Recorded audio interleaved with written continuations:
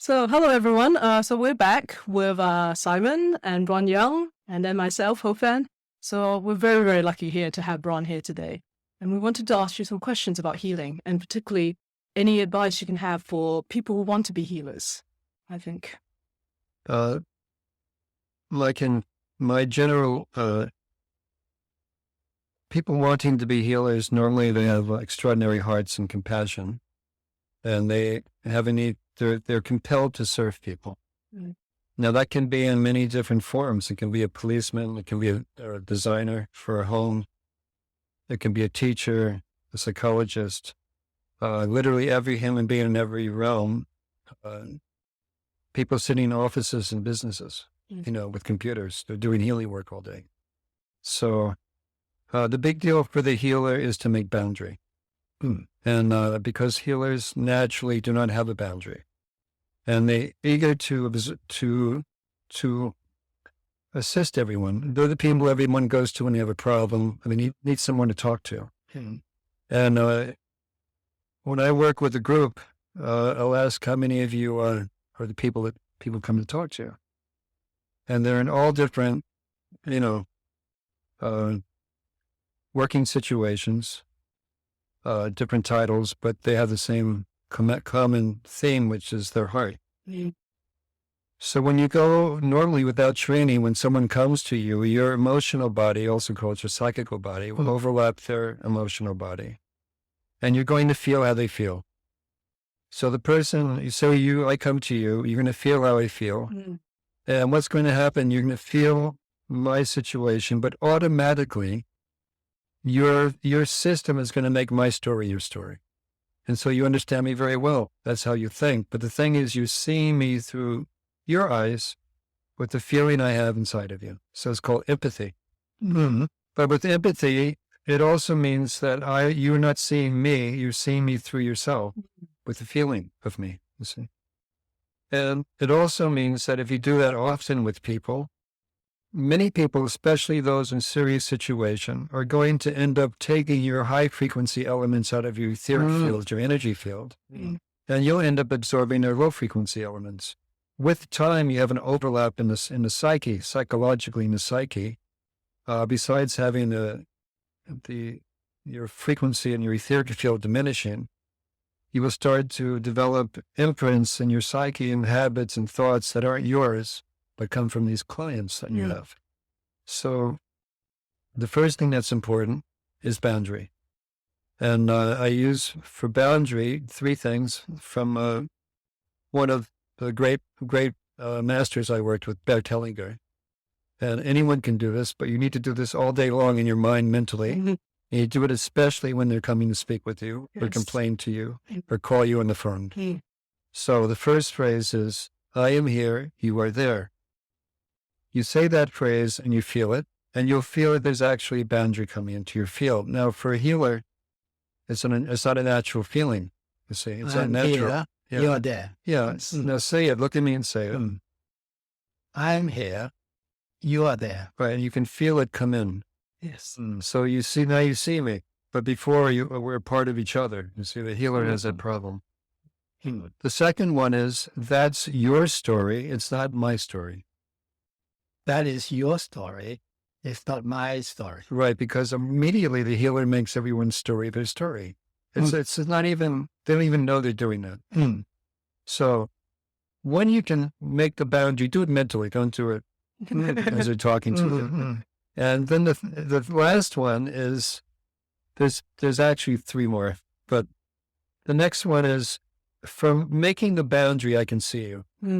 That means I can see you within yourself, within your nature, not from what I would do, not from experiencing myself through you, but seeing what's correct for you in your movement. And I can go into a deeper level inside what your issue is, the form of your issue, your theme is. I will not allow you to hypnotize me. I'm going to go deep into the system, because your system obviously is not working, or else you come in with all the problems, with all the answers, but nothing's changed. So I can go in then with spirit and do the work of reorganizing the field. Now, reorganizing the field is permitted as far as this client's intelligence will allow it to be done. normally that client's intelligence is bringing them to the healer. So they have that few minutes to do a lot of work. You see. Now, the second thing is when you're seeing the human being, there's another Bert Hellinger line, very good. It's important to, you have the boundaries now, you're seeing them. Bert Hellinger was working as a priest in South Africa for 20 years. He spoke perfect Afrikaans. And his, when you say hello, the hello is translated, the actual saying of hello in the morning is, I see you. Oh. And the response isn't, hi, how are you doing? The response is, I am here. Such a great example. Yeah, you see, that's an empowerment, you see. I am here. Now, human beings in most of the world, they're trained to be invisible. They're trained to disappear themselves when things are not comfortable. And they're trained to make sure that no one actually sees them. Really, it's really, there's all kinds of camouflage besides disappearing and being invisible. And here you are, I see you, and there's, when you see that person, when you've made the boundary and you see them, their spirit's arriving. It's, I am here. The deeper level's open. I am here. You see, they're being recognized. The next thing is understanding that you're not God. You're not the savior. And the healer is going to do that. The healers, when they start out, I'm going to save everybody. You're going to do what's possible as a vehicle. You're going to do what's possible as an instrument. You're going to do what's possible in your service with your source and your tradition and your compassion and your heart and your creative mind for giving service to that person. But you are not God. So what happens with the healer is compelled again to do everything. Going to make it better, going to make it better, going to make it better. Understand? Once you have the boundaries in, you're compelled to see them. You're compelled to do everything possible, even 100 times.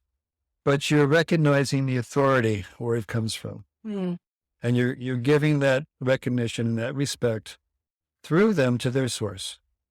And that allows them to take their journey correctly, including painful experience when necessary, so they can learn and grow. Most healers want to take all the pain away, and then you weaken the person. So it's very difficult. So the last phrase talking about that from Bert Hellinger is, when I cannot affect change, I withdraw. And I place my attention and my energy where I can affect change. Now, there's no healer in the world who knows that phrase because they're never going to withdraw. They're going to keep going and going and going until the person gets better. You see, when I was young, my teacher, my root teacher, Hilda Charlton, she became the guardian of 2 young girls when she was in her early 70s. Legal guardian. And I was around. I did my best to help when I could or whatever. And one day she took me aside. She said, "Kid, you're doing too much. You're weakening him, kid. You have to know when it's kind to be cruel and when it's cruel to be kind. Because if you take away too much of the life experience, they can never go strong. You have to understand that for everyone you work with, kid." So these are important things. Take some time. But if you practice that, if you practice, I am here, you are there, that's your story. Mentally walking down the street, you get the boundary in. And the big deal with having a boundary is you can begin to hold and stabilize your field. Because what most healers do is they pour their field out all day long. They get home at night, they're just little cranky people. They're zombied out, they're staring at the wall or the TV. They have no energy. They go in bed, they look up and they count the cracks in the ceiling. You don't have to live that way. You don't become a victim to your service. You are renewed in your service. It's different. You are regenerated in your service. It's different. Yeah, just now when you said that phrase, I could really feel A, the boundary, but B, you felt so much more present to me. Yeah. I was like, wow. Beautiful. Yeah. So simple.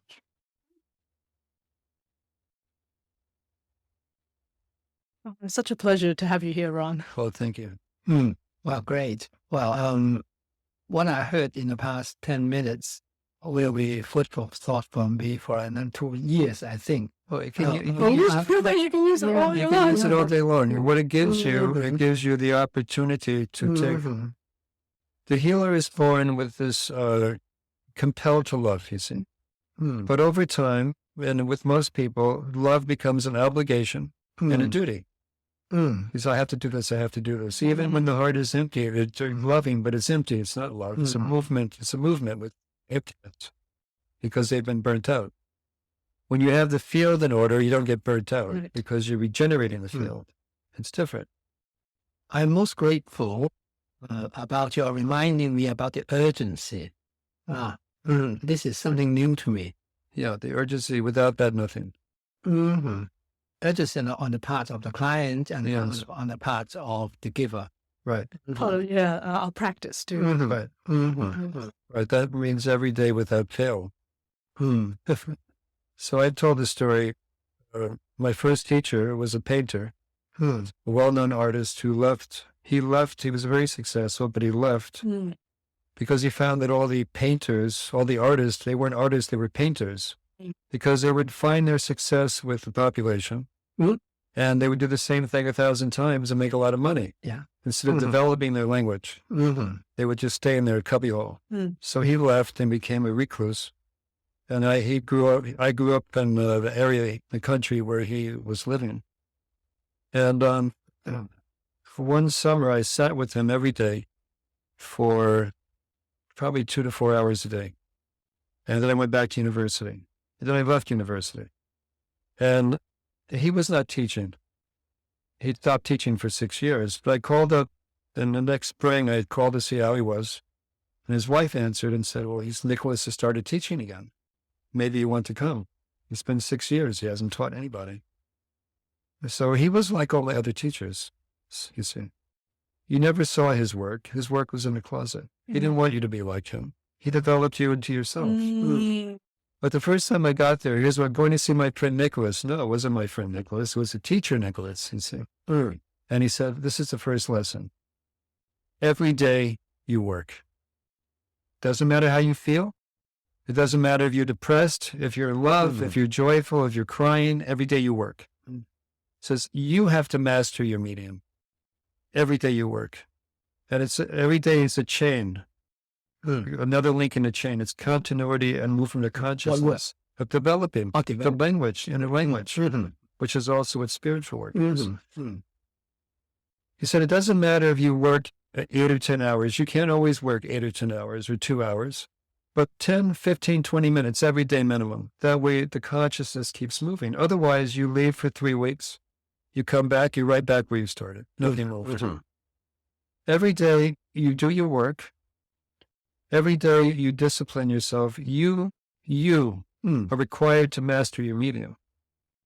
And that way, when you go over the emotion, and you start to stabilize yourself, when the inspiration comes, you can place it down with your mastery upon the canvas.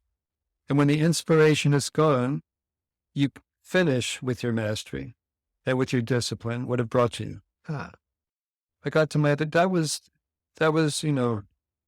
the Yogic Sutras, you understand? And Patanjali. I got to my teachers. That's all they ever did in their life. Every day you work. Every day you maintain. There's no time off. You have plateaus where instead of meditating for some hours a day, you may read a spiritual book for some hours a day. You may go to the movies if necessary. But every day you're working, internally you're maintaining consciousness. Internally you're holding the field. That's the work.